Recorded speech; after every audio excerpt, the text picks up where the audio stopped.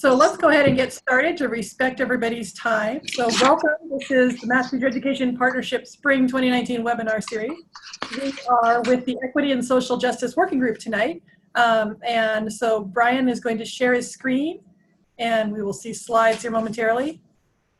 So giving the presentation are Brian Lawler from Kennesaw State and Jamie Stone from Black Hills State University. And I'm not sure if you're expecting Nancy and Travis or not tonight, but also contributing would be Nancy from University of Colorado and Travis from Appalachian State. The last in our series of 7 webinars. So thank you for tuning in, whether you're doing it now or later.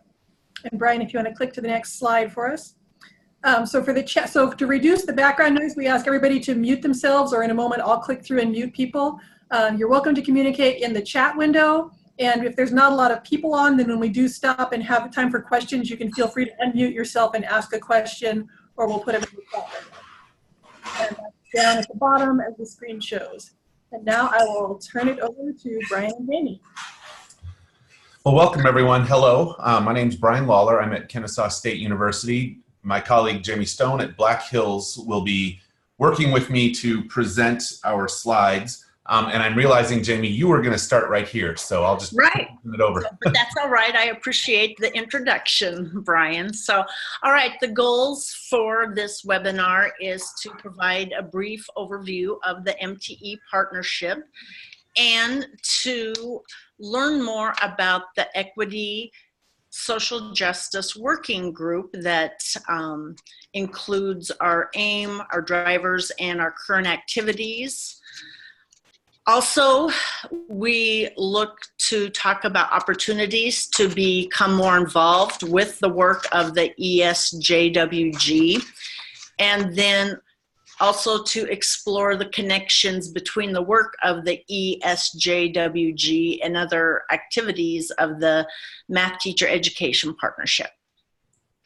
If you'll turn to the next slide, thank you. And so the overarching problem that we are trying to address is the fact that there is a shortage of well-prepared secondary mathematics teachers, and nearly 1 in 7 secondary mathematics teachers leaves the profession after their first year. And the quality of preparation, particularly the pedagogical practices that student teachers are exposed to in their methods courses, does have a direct effect on teacher attrition, whether they stay in teaching or whether they're 1 in 7 that leave. So the Math Teacher Education Partnership was formed to do their best to address those issues, those overarching challenges. The partnership was organized under the auspices of the Association of Public and Land-Grant Universities. And at present, the partnership consists of 40 teams. A team is made up of an APLU institution as the lead, along with at least one, in most cases, local school district. And in addition to that pairing, at least one other organization. So many of our teams are larger, with several institutions of higher ed, possibly a 2-year district, a 2-year college, as well as 1 or more local school districts. Included in that team of, first described as institutions, the people involved must include mathematics educators, mathematicians, as well as K-12 educators. Again, the variety of people involved are quite diverse. Those are the core requirements. The partnership pursues improvement toward those challenges using a research design called the Networked Improvement Community. The NIC design has 4 key components. It's focused on a common aim, guided by a deep analysis of the problem, and it uses a disciplined inquiry model based on continuous improvement, and it is networked to accelerate progress. That last slide gave you a sense of the scope of our network. For us, when we think about this discipline and inquiry process, we are primarily using plan, do, study, act cycles, these short, brief, and repeated cycles of implementing and learning from an implementation. The collection, the large collection of many of these PDSA cycles is how we are learning and improving our programs. Finally, a couple other quick notes moving back up those 1 through 4. The problem, as we've worked to try to understand this challenge of preparing math teachers and keeping them in the field, we've been guided by, so our problem analysis sort of led to these guiding principles for secondary math teacher preparation, which were written by the partnership a few years back. And in the more recent time, AMTE, the Association of Math Teachers Educators, themselves wrote standards for preparing teachers of mathematics. Both of those documents are sort of our guideposts. And so getting back to our common aim, I've mentioned this a couple times already, but the partnership is focused on increasing the number and quality of mathematics teacher candidates. That aim you will see appear in our driver's diagram. It's there on the far left. We aim to create this gold standard and create more and better new teachers. Briefly, as way of organizing, the way that we think that we can most likely achieve that aim is through these primary drivers. And I'm going to start with the second of the 4 white boxes. The primary drivers include focusing on clinical preparation, focusing on increasing content knowledge, and focusing on improving recruitment and retention. And toward all of those, related to all of those also is the idea of creating a vision for what this gold standard might look like. Further to the right on this driver diagram, you see our secondary drivers, the things that we think can push on these primary drivers. In the middle 5 boxes, we identify the research action clusters that are part of the Math Teacher Education Partnership. I won't read all of them, and each of the webinars to this date has addressed those 5 research action clusters, plus you've possibly learned about the Transformations Working Group at the very top, and this webinar is about the Equity and Social Justice Working Group. They're at the very bottom. These working groups have been more recently formed, and as you see in the middle chart of the primary drivers, they sort of underlie all of the other 4 primary drivers. That's what our gray boxes try to indicate. And as you might imagine, our views of the role of equity and social justice underscore all of these drivers towards our aim. So that's a quick overview of the partnership. We will have the next instance of our annual conference at the end of June. It'll take place in St. Louis. We hope you might be interested and that this link will guide you to more information about that conference. One brief note is that the conference is intended for people who are actively a member of one of those teams I've referred to earlier. If you might not be but are interested in participating, contact Gary Martin, who you'll see a email towards the end of these slides to inquire about how you might get involved. So I'm going to turn it back over to Jamie, who will tell you a little bit now about the Equity and Social Justice Working Group. Jamie, you're muted. Jamie, you're muted.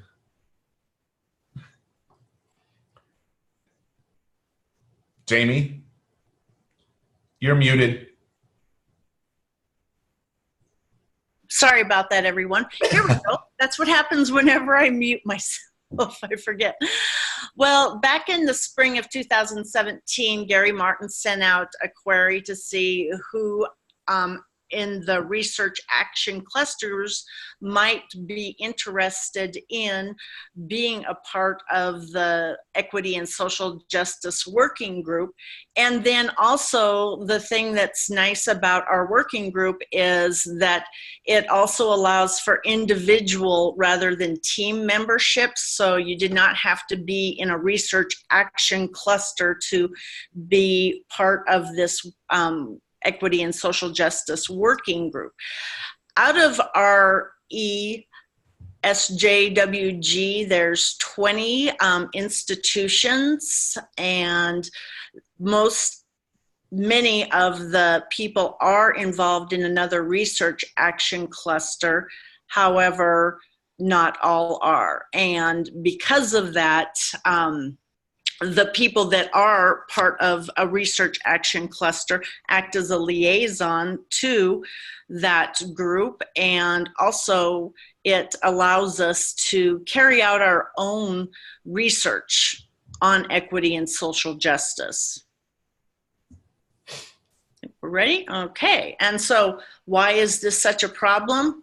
Well, the demographics of the United States have changed dramatically, and right now teacher education is predominantly white middle class, and the teachers that are being prepared need to make certain that they have a positive influence on all of their students' experiences so that they develop a positive mathematical identity. And therefore, it's inherent for us as as methods teachers to make certain that we are attending to equity and social justice with our students prior to them becoming teachers with their own classrooms. Also, the driver diagram that Brian had was a nice picture there. The equity and social justice, in a sense, is like an umbrella. It's not really, all of the research action clusters can attend to equity and social justice issues, but then on the other hand, Iraq working on its own would not be able to adequately inform or impact the work of the partnerships. So that's why this additional working group was created. Exactly. And so as we got started, we laid out what we've considered to be the problem space, which I won't get into the details of that work, but it led us to identifying this aim and trying to understand how we might be able to get toward that aim. The aim, and that is what our driver diagram hopefully tells us. What we are sharing here is what I consider to be our first draft at putting all the pieces together. It's not maybe fully fleshed out yet, and there's many things to be changed. That will be one of our core topics for the conference, to sort of revisit this driver diagram and think about places for revision, or really probably more about refinement. But let me get to the aim. The aim of our working group, we identified as we would like to see pre-service teachers' dispositions as well as knowledge and use of equity teaching practice to improve over the course of their program. So we have sort of two focuses, and in very simple language, we're focusing on both beliefs and the ability to act on those beliefs in our future teachers. Again, I'm not going to go through each of the primary drivers or secondary drivers. I hope the slides and the webinar will allow you to read that on your own if you're interested. I'm going to jump all the way to the change ideas on the far right side. These are the initial places we think we might begin some work. And so over the past year, we've started to begin work on those four areas: alignment, instructional resources, measures, and critical conversations. So I'm going to talk about each of those, and it would have been nice if I put them in the same order, but I didn't. I apologize. In terms of measures, that was actually one of our first things we identified. When we thought about that aim, we were wondering, how are we going to be able to measure if we're achieving that aim? Our first efforts towards that is this tool being developed by Neural Shaw and Daniel Reinholtz. And we're beginning to look at how we might be able to use it to assess teachers' use of equitable teaching practices. I'm going to try to go a little more quickly through some of the things that we're starting. In terms of instructional resources, one major project that is actually not on my bullet list is many members of the partnership were very interested in developing a sort of resource base or a database to access resources. So that's one project that's underway. A few smaller cycles include focusing on teachers' potential to notice and implement equitable instructional practices, and secondly, potential for pre-service teachers to attend to students' mathematical strengths. Critical conversations in that space were primarily focused on this figuring out how the liaison structure works. So during the course of the past year, we've done some official liaising, and again, just figuring out how that works and getting it established.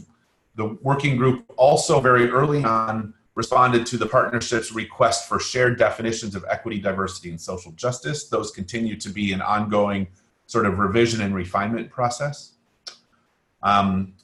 Finally, we're thinking about strategies to engage teacher candidates and their cooperating teachers in discussions about productive and unproductive beliefs related to equity, relying on NCTM's principles to actions. Finally, with regards to alignment, here's where we're learning how to work with our partner universities, especially universities that have a differing demographic than the teacher preparation program at another university, to learn how to recruit, in particular in this one instance, Black students to a teacher preparation program. We just talked at you for a long time. I wonder if anyone has any questions, and Wendy, you promised to help us know if any were mentioned in the chat window.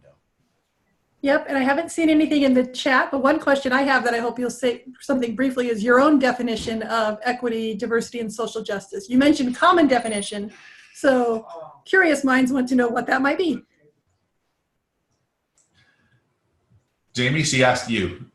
I remember back when we started our initial conversations, I was in the group with Marilyn and Belinda Edwards of Kennesaw State, and we were trying to find this definition of equity. And one thing I do know, it's easier to recognize what is inequitable rather than what is equity. I think that's why, going back to what Brian mentioned earlier about principles to action, the productive beliefs that teachers have about their students versus unproductive beliefs, because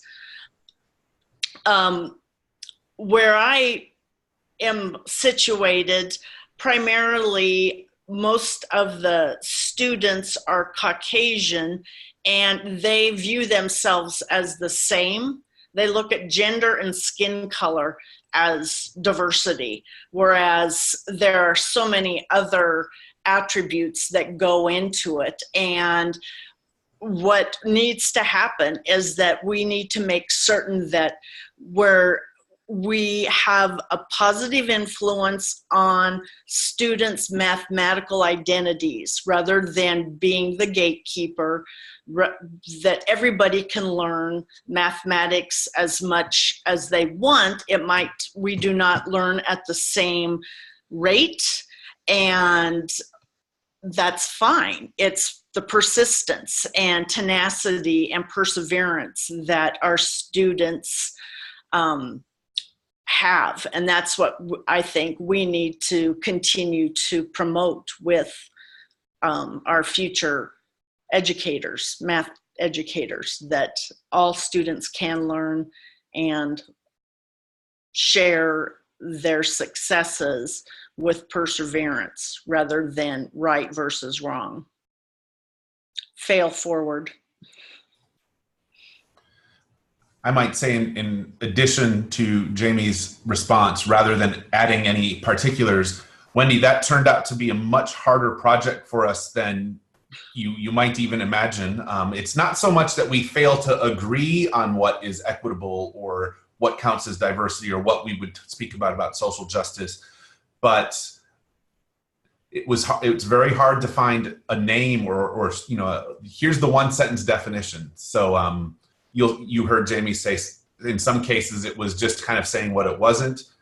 Like one point that really stood out for me, or that I'm reminded of in the discussion about what is diversity, a key way of understanding diversity, we think, in education is realizing that doesn't mean the Black school. Diversity would mean a diverse school would be a school with many different races if you're focusing on race as the indicator of diversity.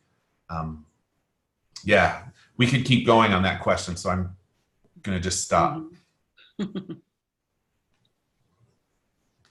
All right, next slide then, I guess. Oh, we're supposed to practice wait time for a moment, Jamie. Oh, that's right. You're right. Yeah. Jamie, I forgot, was it you next or was it me? Yes, it's me next. Okay. There we go. All right, so some of the opportunities that the Equity and Social Justice Working Group have for engagement include dialogue to continue engaging in conversations with colleagues, a team, or another research action cluster member, just to move our work forward. It's so important. And then to be a liaison between Iraq and the Equity Social Justice Working Group, and then join the working group.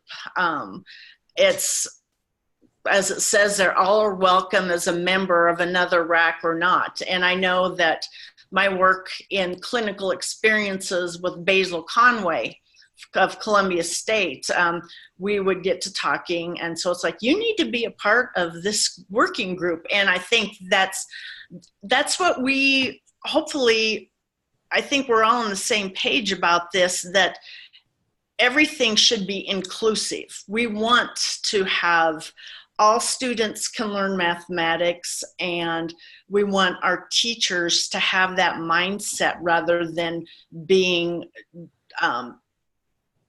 using self-fulfilling prophecy to limit what a student is capable of because the teacher thinks they are not capable of it, which I don't think any of you have probably ever thought that. I never have, and I never will. It's, so anyway, but that's where we can promote engagement with our colleagues at MTEP. And then I think there's another slide too.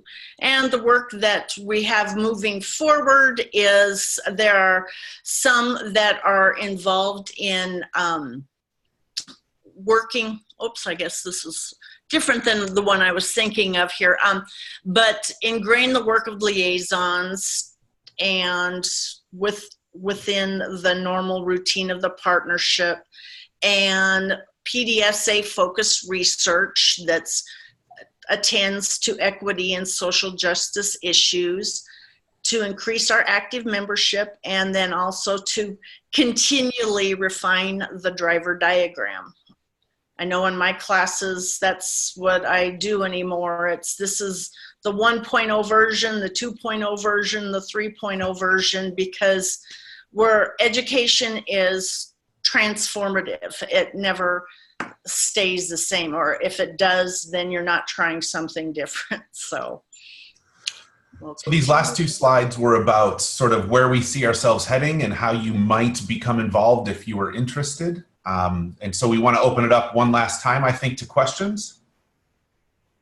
And it doesn't have to be obviously just about the last two slides, anything that has come up during the webinar so far. I'll ask another question. What's one of the challenges you think your working group is really struggling with the most, maybe? I think two things come to mind. One is sort of about how we work. Both are very much about how we work, now that I think about it. The primary challenges are sort of figuring out so there are many models of research action clusters in MTEP that are like wonderful and extremely well-functioning models, and they have this strong research focus toward this particular aim. And this working group is in the nascent stages of developing that aspect of us. However, probably a bigger and more important aspect of the work is interfacing with each of the other RACs. I think we've actually had a fair amount of success in that interface, especially at conference sites, but I think we haven't really done everything we can yet to identify a little bit more of a structural and regular routine for interfacing with the RAC. So that's one of our primary goals for the coming year. And the second thing that is similar to being structural like that is I think many of the people who are active members, no, I should say that differently. Some of the people who are active members have they're strongly related to Iraq and have a strong work agenda set to that. Some of the people who are very interested in pursuing the research agenda of the Equity and Social Justice Working Group, we haven't found sort of our rhythm yet in getting started on the PDSA cycle sort of structure for iterating an effort toward resolving a sort of problem and then sharing it with one another. We have some instances of doing that, but that is another sort of main aim for the conference, to think about how can we better organize around these PDSA cycles, which I think the biggest thing is for so many of us, that's a different way of thinking about the way we conduct our research. So I think it's sort of making that shift and supporting ourselves in that shift is another challenge. It's interesting, my answers weren't like figuring out the solutions to equity problems, because those are like the next scale of bigger. Mm-hmm. As Albert Einstein said, the more I learn, the less I know, or something on that line. And I know that earlier this year, we were talking about resources that promoted equity and social justice that we could use in our methods courses. And Travis Weiland and Cynthia Edgerton and I, we started compiling. We made a Google form to have people, give some resources that they had, but then it shows how important communication is, because Belinda Edwards says, well, AMTE is doing something on that same line. And rather than being dichotomous, it's better if we work together to make a useful resource for our future teachers and for ourselves, for our methods courses on how to promote equity and social justice. So that's where we're at. We're still working on it, but want to collaborate with the AMTE group.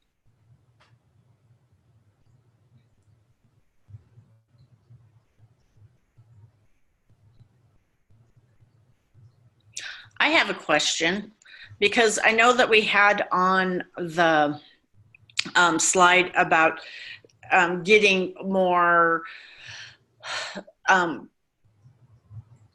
diverse population involved in math education.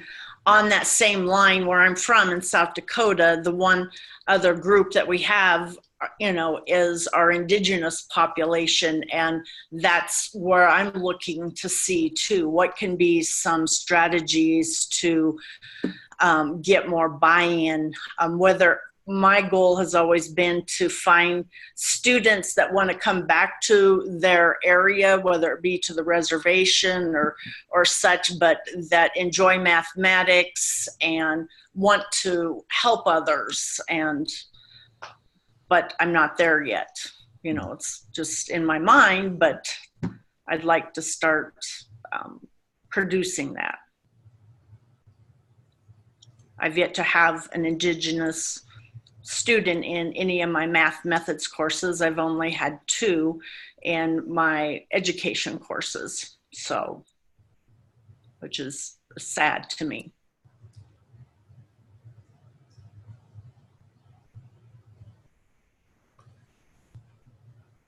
I'm going to run through our last couple closing slides. I'm returning sort of to the partnership.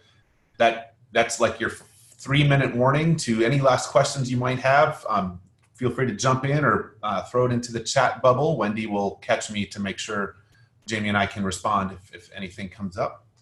So just toward closing, we want to remind everyone that hopefully if you see connections to your work and possibly have an interest, you might be considering attending the conference. in St. Louis at the end of June. And in particular, if you're attending, you've got at least 2 faces now you can look to chat about the Equity and Social Justice Working Group. Talk to us about how you might participate at the conference or after the conference. And I believe this is the last of 7. Is 7 the correct number? 7 webinars about the current state of the partnership, the work that we're doing right now, and information about each of the research action clusters or working groups to help either update you on what is going on or also have you consider for yourself or members of your team which racks or working groups is important for you to be a part of as you guys look to improve your teacher preparation program at your site. Thank you so much for listening in tonight. Thank you, Jamie, for presenting with me. I very much appreciate it. Jamie, Nancy, and Travis all contributed to the design of this webinar, which is the reason I listed them all. But I also listed them all so you know if there's someone nearby you, you can contact with further questions. Thank you again very much. Unless there are any last questions, we will sign off. Go ahead. There is something in the chat window. David asked, does anyone know how NSF Noyce has scholars not teaching repay funds?